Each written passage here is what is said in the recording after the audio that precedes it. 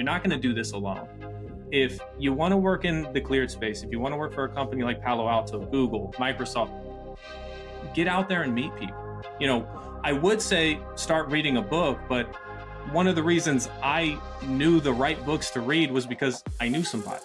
I was lucky enough to have a best friend that was already in the space.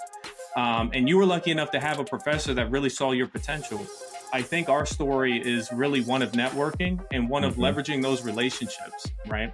And people love to help, especially when you take that help and you show them what you can do with it. Who says tech can't be human?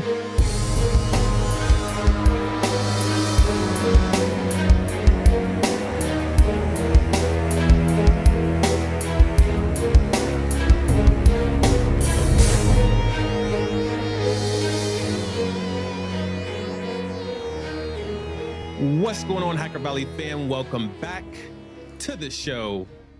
You see, I know a lot of people in cybersecurity. I know a ton of people, but there's one person that works in cyber that I pulled in from their feet. I said, you got to get into cyber. This is actually my best friend. I've known my best friend since the second grade. We speak pretty much all the time, but we've never spoken on the podcast. My special guest for this episode is my bestie for life, Cole Lisko. Cole is a manager on the Cortex team at Palo Alto Networks. He's leading a team of XOR architects. We actually work together at Palo Alto Networks. Cole is distinguished, just like your boy, Ron. He's worked at Booz Allen Hamilton. He's worked at cybersecurity vendors and now at Palo Alto Networks. Cole, it's been too long planning this episode, but finally, welcome to the show. Absolutely, Ron. Thanks so much for having me. I'm excited to be here. And absolutely, it's been too long. It's been 100% my fault, but I'm happy to be here. So I mentioned that I drug you into cybersecurity, which is part of the truth, but I think that you also knocked down the door. So let's start from the beginning. What was your first exposure into cyber in general? Yeah. And then we'll jump in and talk about how you got into the industry as a whole. Honestly, I think, and you may not even remember this, or you may not have even known that I was gonna say this, but I think some of my first forays into cyber was actually in the computer lab when you and me in high school were in Future Business Leaders of America, the club. Yeah. And I remember watching you and a couple of other friends just mess around on the computer, and I never really knew what was going on or what was happening, but was always interested, right? So I think that was probably my first exposure into cyber, right, that I can really recall. You've always been really, really into tech. And I remember coming out of high school, that wasn't necessarily my goal. Coming out of high school and going into college, I had a goal to get a criminal justice degree. But sometime in, I ended up changing my mind and ended up pivoting. But yeah, that's definitely one of my first exposures into cyber that I can recall. High school. Yeah, we got lucky that we didn't get in any trouble. I won't mention Cole and his doing in any of this, but one of my fondest memories of the computer lab that we were at for Mr. White's class, that was one of our favorite teachers. Mr. White. Yeah, we went to his computer lab. There was this tool for Windows administration. And you didn't have to be a network admin to run this administration tool. I guess like the user privilege account that all the students logged into were good enough to where you could look at other domain controllers in other schools and you could turn them off. One of us turned it off. We don't have to get into all of that, who turned it off, but someone turned off one of the domain controllers one day, and our vocational school that I went to had no access to the network, which was a nice day off for all of us over there. But let's talk about how you got into cyber, because I love your cybersecurity origin story. I was part of it, but would love for you to share with the audience. That's a heck of a story. I think one of the reasons, for anybody that ever listens to David Goggins and his kind of origin story, he'll tell a story about how he was spraying roaches one day and he just had enough, and he got home and he went on a run.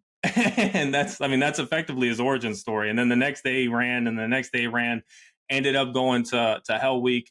And in a way, I kind of went through my own cyber hell week, except for it was a lot longer than a week. So, I guess we could start at college, right? I said that I was originally interested in getting a major in criminal justice. I'm going to get the timelines all wrong here, but about a year and a half, 2 years into that, ran out of money around the same time that I had changed my mind and didn't really want to major in criminal justice anymore. So, I ended up kind of falling back on landscaping. It was a family-owned business. And, I'd always really worked there since I was a teenager, really. Since probably before you're supposed to work, as most kids that grow up in family businesses do. 12 years old, you're going to go and work for the family business. Exactly. And I really wasn't sure what to do. I knew I wanted to go back to school, but I didn't have the money. And I knew that I was interested in tech, and I was always good with a computer. But again, school really wasn't an option for me because I didn't want to go into tons and tons and tons of debt to get a degree. And I remember this was at a time when I was working in the office a lot. I'd always worked outside. I had led crews. I'd done some technical stuff in the office. But this was a time when I was really managing people. But some people had called out, and I ended up having to go out. And it was a really hot day, probably in July.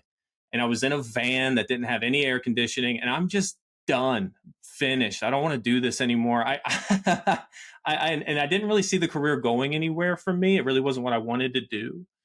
And I remember calling you. I remember the house that I was out front of when I did it. It was a customer's house. I was on lunch break, and I called you and said, Ron, I don't know what to do. I want to go back to school, but I can't really right now. And I know that you're really involved in tech. And at the time, I think you were working for a company called Force 3, maybe. Or maybe you had moved on since then. But again, we get timelines wrong here. But you had been in tech professionally. And I was like, this is really what I want to do. I've made up my mind, but I'm kind of stuck. Help, and you certainly did. You put together an entire curriculum. This is way before ChatGPT, by the way. Put together an entire curriculum of books. I mean, the book stack was probably this thick. Certifications and online courses and a bunch of things that I needed to complete in order to, at the time, it was a networking centric kind of curriculum. Things like Net Plus, Linux Plus, CCNA were all on this curriculum that you had built out. And oh man, I remember just I didn't talk to anybody for months. I'd get off work and I'd go home and I'd study. My mom fondly reminds me of the birthdays and holidays I missed because I said, I've got to read these books because I'm tired of doing what I'm doing currently. And I did all of that. I reached out, I asked for help, and you became a mentor for me in a lot of ways, especially early on in my career. And it was, again, a really, really great opportunity, early on. But that was that's kind of how it all started, right? That's how it all started. I need to jump in for a second and share some details about a special group that we've created for you, our listeners. We understand the importance of creativity in cybersecurity, and Hacker Valley has created a special Cyber Creators Mastermind. Each month, we meet and discuss how to break down technical concepts through stories, the intricacies and opportunities of using audio and video to highlight what's important in cybersecurity, and we share how you can use content to highlight the hard work that you put into your craft.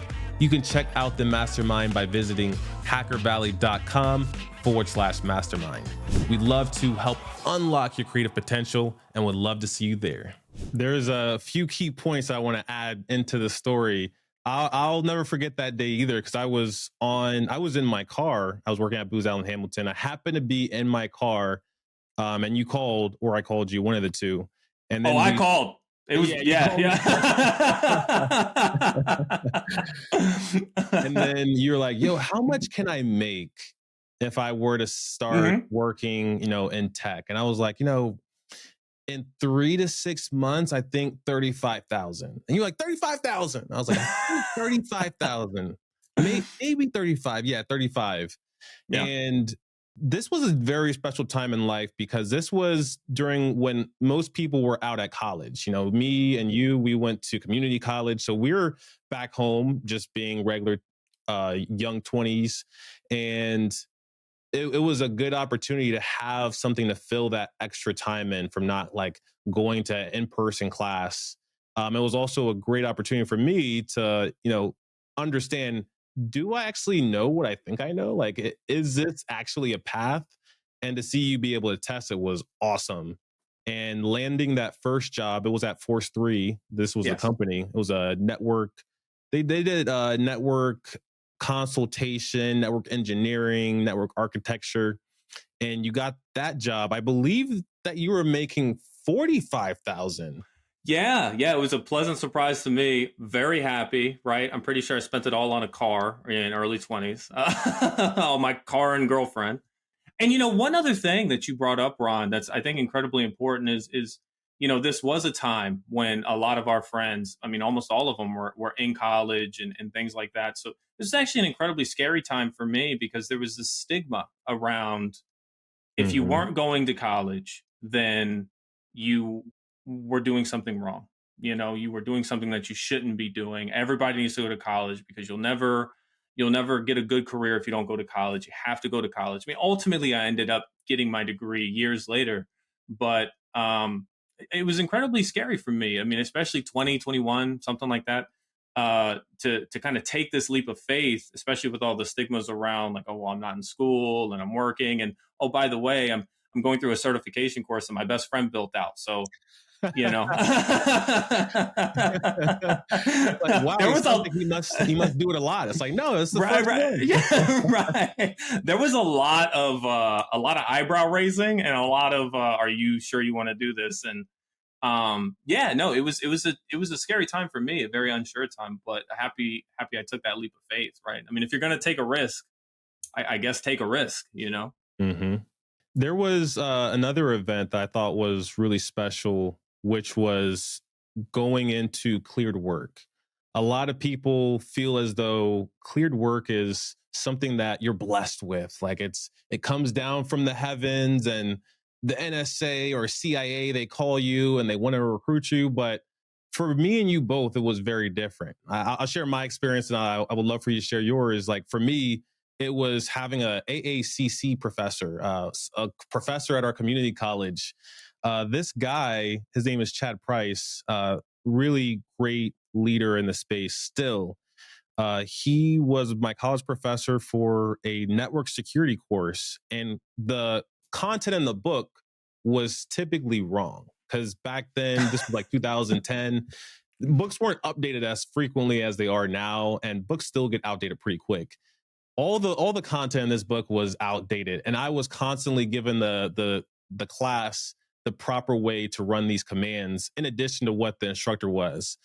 So because of that, he was like, hey, you would be great at Booz Allen. And I never heard of the company. I was like, yeah, sure. Booz Allen sounds like a great person. I would like to work for him. And little did I know, I was actually interviewing for a clear job. I just wanted a job in general. But it was a clear job. I got my TS clearance, did the polygraph thing, and it was very anticlimactic. I ended up being a contractor for the NSA, but the path of getting there was not the path that I think I would have fantasized about, like if I didn't know NSA or if I wanted to work there. Yeah. Me working at Booz Allen, it was, it's funny, right? Because you're right. In a lot of ways, people think like working for these companies or working for these entities is just this, like, how did you, if you're interested, apply, right? If you're interested, apply. Their qualifications are listed on the website. But beyond that, and I think you started the story the right way, Ron, in that you met a guy, Chad Price. I also know Chad. We haven't spoken in a while, but he was always really nice to me and just an amazing person. I hope he sees this episode. But I think it was Arnold Schwarzenegger that said, you can call me anything you want, just don't call me a self-made man. And I think that that is just so powerful, and it explains everything that I believe from a professional and personal standpoint when it comes to being successful in life, right? You're not going to do this alone. If you want to work in the cleared space, if you want to work for a company like Palo Alto, Google, Microsoft, get out there and meet people. I would say start reading a book, but one of the reasons I knew the right books to read was because I knew somebody. I was lucky enough to have a best friend that was already in the space. And you were lucky enough to have a professor that really saw your potential. I think our story is really one of networking and one of leveraging those relationships, right? And people love to help, especially when you take that help and you show them what you can do with it. Right. We got to talk about your way into the cleared space, because this was a crazy set of circumstances and crazy first job opportunity that you had, going from network engineer into being a cleared employee. Yeah. I mean, again, one of networking, right? One of knowing people. We both had a friend that actually didn't work in tech at all, but she worked for a company that was constantly looking for people that could basically go out and I mean, people that were clearable effectively, right? Like don't have a felony, be old enough, like the run of the mill stuff. Don't participate in bad behavior. Yeah. I'm talking about the escort position. Yeah, that's what I'm talking about. That's what I'm talking about. Yeah, that position. So like, it was like a position. It was I guess a supervisory role. Just again, being cleared, supervising people throughout various different places on the facility, right?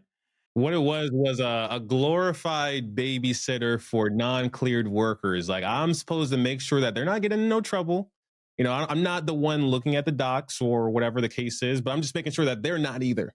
Right. The funny thing is, you break into the space. Like when I eventually got that job at Booz Allen, it was like a weird path to get there, right? From the escorting job, from Force 3 to the escorting job, and so on and so forth.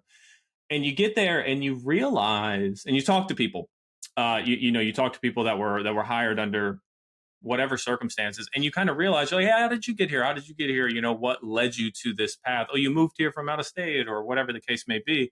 And you start to realize that the answer is just, I applied. I applied and I applied and I applied. My path to getting there was definitely this like weird river of kind of, but then again, right, calling your friend and saying, hey, educate me to do this isn't exactly the standard path of doing something, right? So we had to be willing to be a little unconventional throughout this process. But yeah, that was the job. And that's that was one of the things that kind of kicked me off into that space. So let's talk about Booz Allen a little bit. For anyone that knows about Booz Allen, they know that Booz Allen provides consultants to the United States government. I think they also do other governments as well, and even private companies. But what was some of your most impactful moments working at Booz Allen, like really at that first cyber specific job? So when I first started at Booz Allen, I had yet to get my degree. Booz Allen will always have a fond place in my heart, because they're one of the companies that enabled me to go back and get my degree through a program that they had. So, I never really say anything bad about Booz. I really, really like that company. And I liked the leadership that I had there. One of the things that hit me immediately was, I was working with people that had master's degrees. And I had some work experience at that point, right? Working through various different jobs, but that was intimidating. I sat down at a desk, and right next to me, I'm introducing myself, and they go, so, tell me about your background. Where did you get your master's or your bachelor's? And I go, I don't know what you're talking about. I'm still in school. And that was probably the most jarring thing initially, right? Was just like, I'm working with people that are so incredibly smart. Now's the time to listen, And again, I was working with people that were just amazing. I was working with people that were just amazing in the field. And I got to tell you, it was a humbling experience, but I also learned a lot. I think what I learned the most, Ron, and I learned a lot of this working for family too. If you're going to work for and or with family, something you have to be good at is compartmentalization. You have to be good at kind of people you work with are going to annoy you no matter where you go. It's going to happen. And family is certainly no exception to that rule. As a matter of fact, they are the rule, right? And I got really good at going from work to home and shutting off that work part of me. And so was my family, right? We got good at saying, okay, you know what? Like, yeah, work was rough today, but we have to be a family right now. And when you work in that space, you also have to build that skill set of, okay, I'm at work, I'm going to do work stuff, and then I'm going to go home and I'm going to do home stuff, right? And I'm not going to intermingle the two because you can't. And that has probably been the most beneficial skill set that I've just taken into life in general. When I clock out for the day, I clock out. I'm gone. I'm with my wife, I'm with my daughters, I'm very present, I'm very in the moment. When I'm working, I'm working. This is just the essence of kind of building that skill set. So again, I was working with really smart people, and I think just being able to kind of shut off parts of yourself is really, really important if you're going to be successful, especially in this new kind of work from home age. Oh yeah. We all have this look, I've been guilty of it, of like pulling up Slack at the dinner table and answering a few questions. And my wife looks at me like, what are you doing right now? We're eating. And you said, you're right. I'm sorry. And you have to shut it off. You have to shut it down. A lot of people have trouble with that because your work is home and home is work, all that stuff. Up until COVID, I had never worked from home. Like, I had worked on a snow day at home, but it was kind of a completely different set of circumstances. Like, I don't have my VPN because like back then everything was going through a VPN.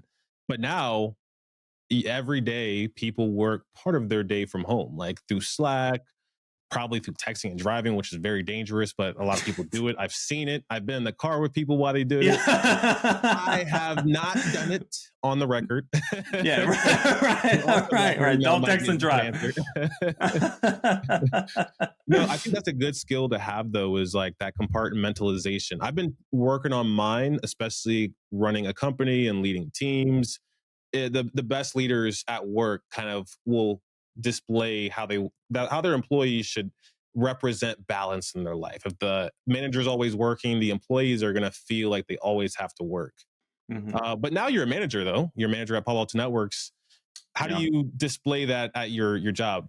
Oh man, it's funny. So the team I'm on, or at Palo, we have this like concept called flex time. It's just so funny that you mentioned that. I was actually having a conversation with a colleague of mine about this, and we were talking about people taking time off, and at a company where you have flex time, where it's like, hey, if you need time, take time off.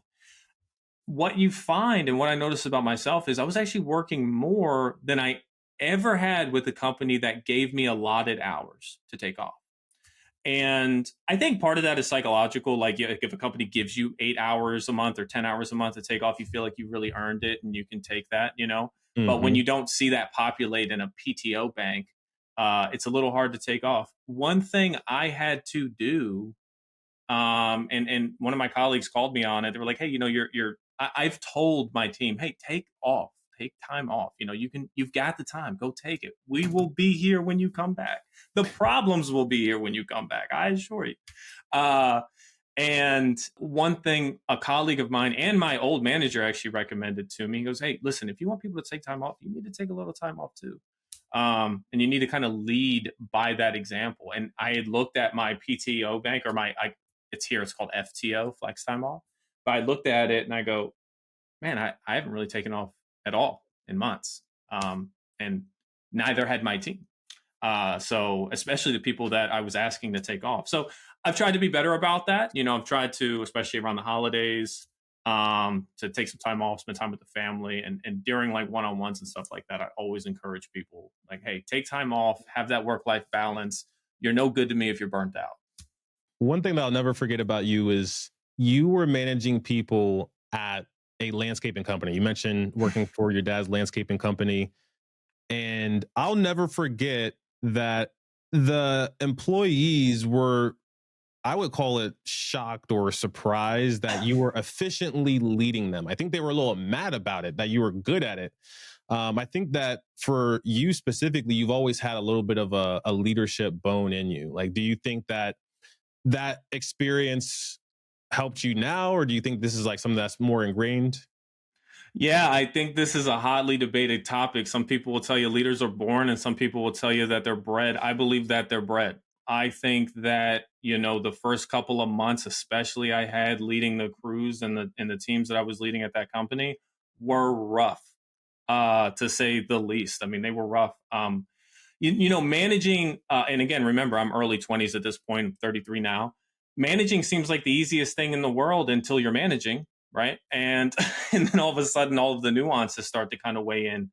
Like you're dealing with people who have things going on in their lives, people who have career aspirations. You're dealing with ego. You're dealing with people who want to be recognized for the job that they're doing and they want to be recognized for a good job. You're dealing with problems that arise from doing the job. You're dealing with all of these things. You have to balance all of these things. Probably one of the best and fastest learning experiences of my life. And, look, again, thankfully, I had people around me at the time that I could talk to about some of the problems I was having. And I was able to readjust, right? I was able to kind of see that my style initially of just kind of like point and do was not working. As I think just about anybody that tries to manage with that style will learn does not work. And I started to take different approaches. I started to lead with a little bit more empathy, right? Which is hard for someone who's 21 to have. It's not something 21-year-olds typically have. At least not me. I'll speak for me. So I started to try to lead with a little bit more empathy. I started to try to implement programs that were like really go out of my way to recognize the good work people were doing. In the morning, I remember having meetings with the entire company where I'd say, hey, listen, before we all go out, I just want to call out a few things. So-and-so, so-and-so, so-and-so did an excellent job yesterday. We're going to give them a free lunch or whatever it is we can do. We're going to be taking care of that. So anything you can to boost morale. But yeah, initially my first couple of weeks or months managing were not what I thought they'd be. It was rough. And now, and then it got incrementally better, right? But man, I'm super happy I had that experience early on in life. Not a lot of people are blessed with that. We've worked together. We've been lucky enough to work together at Palo Alto Networks. When I was at the company, I had your job. Like I was the architect. Right. And for me, I'm a player coach. I'm a player coach because I need to be hands-on. I need to, feel the pain that my team is feeling. Now that I've been, a player coach for a few years, I'm like, all right, maybe a player coach isn't my bag, because that means I am a part of every project to some degree, whether it's like QC or ideation, recording a podcast. Like I'm now just part of everything, but now I've been like pulling the reins back, and then that's just like my style. How would you describe yours? I think my style is something I adopted from landscaping, right? What I realized was I inserted myself, and this was probably the biggest problem I had initially managing when I was at that company. I would insert myself into the process, much like you, right? And I'd kind of want to be that final sign off on everything. And I'd want to kind of be able to, really jump into the process of whatever it may be. Maybe we're building a patio. Maybe we've got a really expensive landscaping job. It's not cheap to get all of this stuff done that you're getting done to your yard. And instead of asking the question to whoever was calling me with the problem, whatever team member was calling me with the problem, instead of asking the question, well, how do you think we should handle that? I would always tell them how to handle it. Mm-hmm. And I became an integral part of a process that I wanted to ultimately leave to the team leads. I wanted them to be able to make the call. I didn't realize what I was doing at the time. I didn't realize that I was making myself a bottleneck. I was making myself a bottleneck unintentionally. And now, having had that experience, that's one of the first questions I ask when people bring me problems is, what do you think we should do about it? I know what I think, but what do you think? And then, I think we should do such and such, such and such. And great. Go do that. And when you lead with that, what you do is you empower people to start making those decisions on their own, right? The catch 22 to that is you can't be mad if mess ups happen. You know, like, hey, they're, they're gonna happen. They're gonna happen, and it's gonna be okay. I think it's just really training a team to say, like, hey, listen, you know, if it's, you know, red alert, DEF CON, you know, whatever, call me. You can call me anytime, really, but I want to empower you to be able to make these decisions. And I really want you to, to think about these things, because chances are you probably have the right answer already. You just want some confirmation. And I also empower the senior leaders on my team to take more of that role, right? One of my first questions I always ask when people come to me with a problem is, did you ask so-and-so, right? Which, like a senior member on my team. And if the answer is no, I'll go ask them first. And if they don't know them, then we can talk about it, right? But if you don't know and you're not sure what we should do, great. Let's go talk to a senior team member on the team. And then we can talk about what to do from there, right? But again, I really like to empower individuals to kind of make those decisions. Otherwise, you're going to get called Sunday night because something happened, you know, because nothing can move forward without you. And I don't think anybody wants to build a team that way. I think people want, you know, a team that is autonomous and can move and make decisions. You know, I mean, we hire professionals on our team and they're all great. I work with rock stars and I treat them like rock stars. Hey, you guys can make these decisions and you guys can make the right call. Intentionally and unintentionally, a little fun fact I'll drop in is when I worked at Palo Alto Networks, I think this report came out in 2017, 2018. I think it was 2018. Palo Alto Networks was the highest paying company in the world.